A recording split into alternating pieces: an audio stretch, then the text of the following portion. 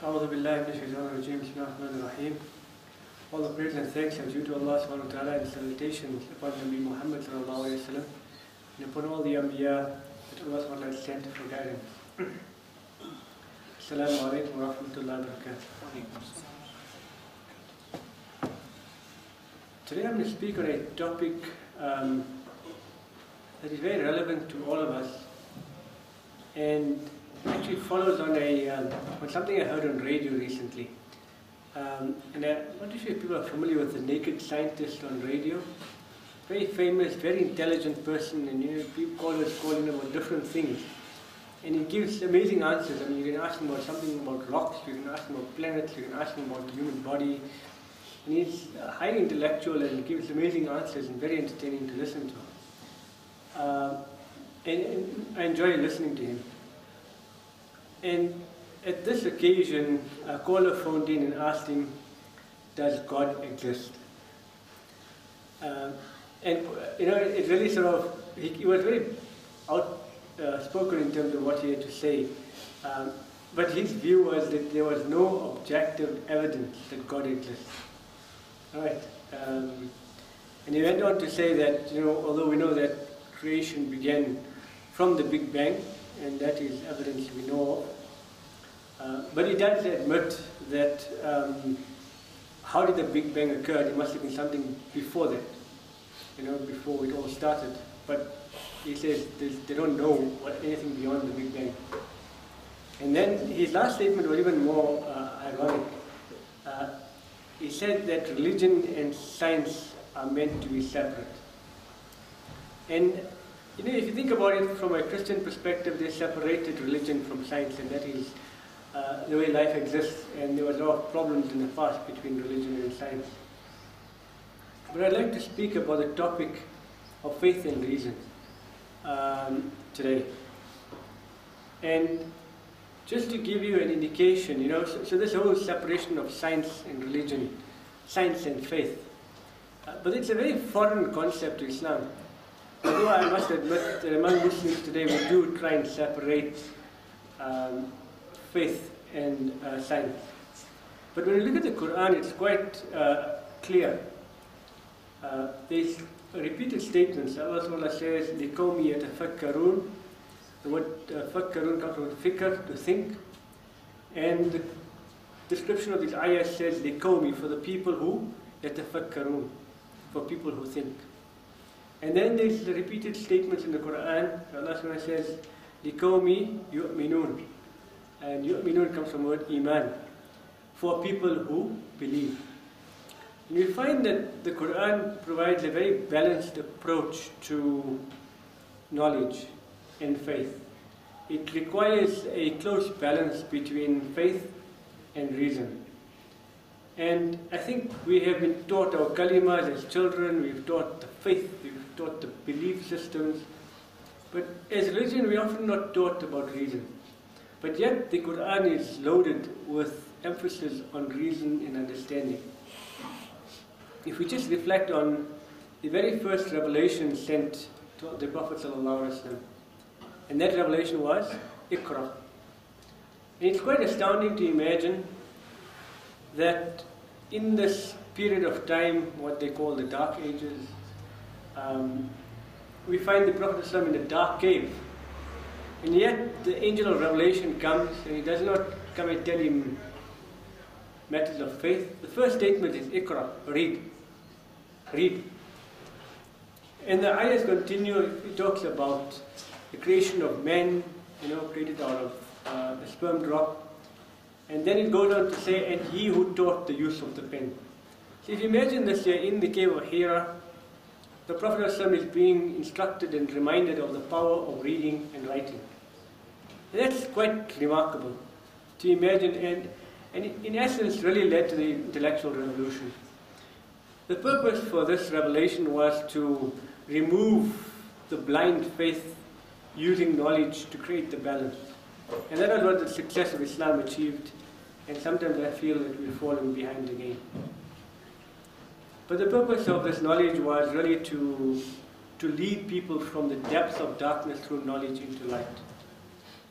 And as I mentioned, the concept of balance is extremely important. It's not, if you look at most things Allah has created, you look at the laws Allah has established, it's there to create balance and not extremist profiles. If you look at our body, you look at your kidneys, they keep a perfect balance of your sodium. You know, it's amazing, everything is about balance. You look at the way the planets rotate, very well balanced, you know, the forces of gravity. And so too the balance between faith and reason is something that Allah has enshrined in the Quran and has enshrined in a system of life for us as Muslims.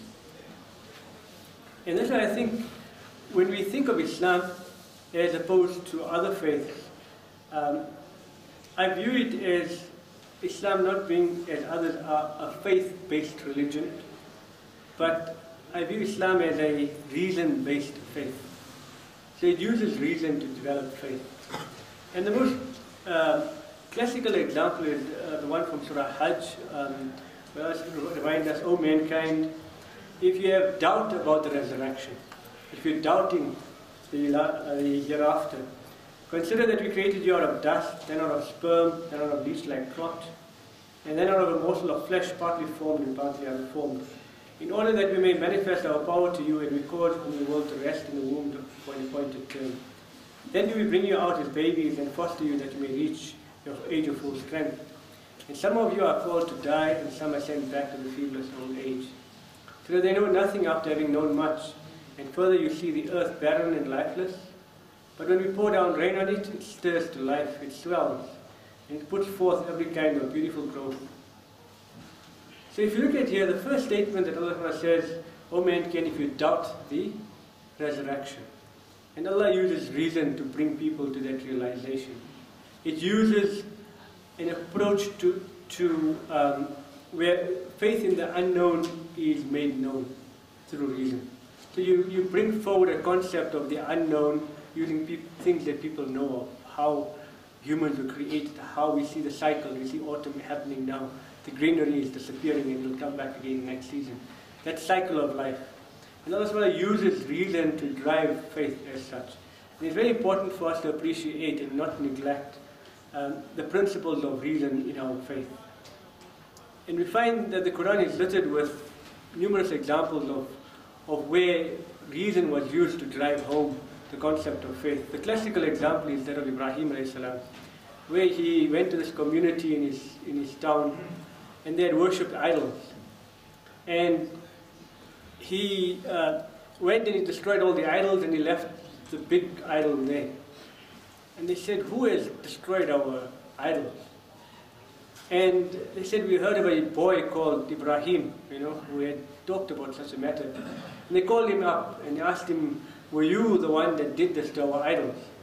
And he says, ask the big one. Obviously the idol can't talk.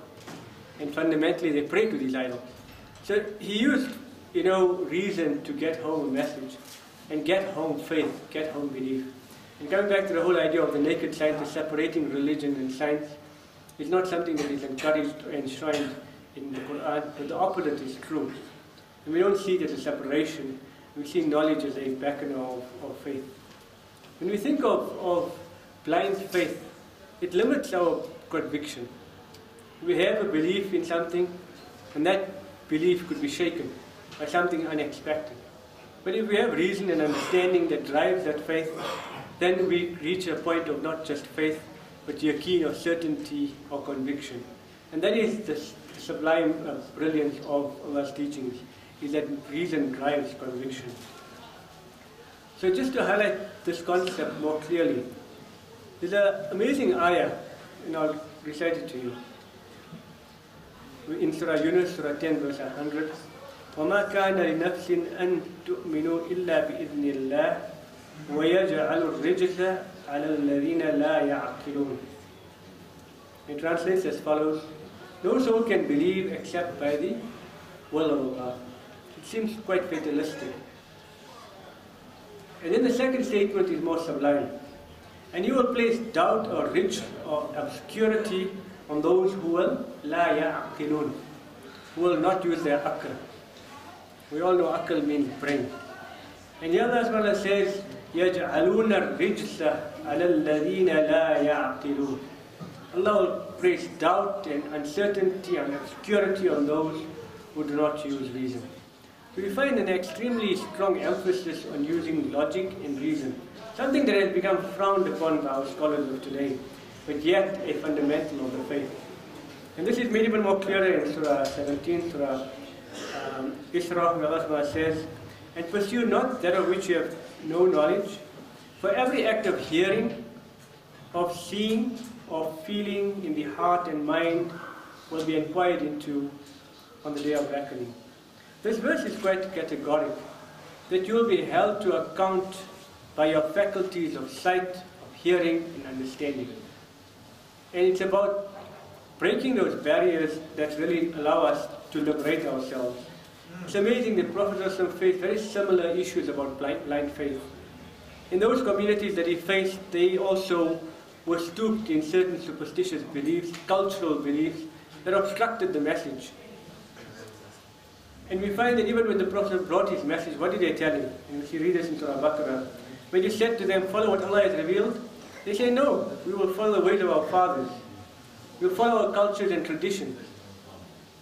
What even though the fathers were void of wisdom and guidance. So really the concept of knowledge was enshrined to ensure that people could reflect, and as I mentioned earlier, that Allah will hold us to account by our sight, our hearing, and our understanding. And fundamentally, that we could argue to say that, you know, our parents did it in a certain way, we were brought up that way, we ingrained in that way. But you have your eyes, you have your hearing, and you have your faculty of understanding that allows you to realize the truth from falsehood, allows you to realize what is right from what is wrong. And you've been given a criteria in the form of the Quran, and therefore that lays no excuse for us to be caught up in these wrongful ideas. So I suppose what's important to appreciate is that, as I mentioned, that we really need to focus on the balance between faith and reason. And what I've spoken a lot about is that concept of reason, and why superstitious beliefs, blind following, leads to such harm.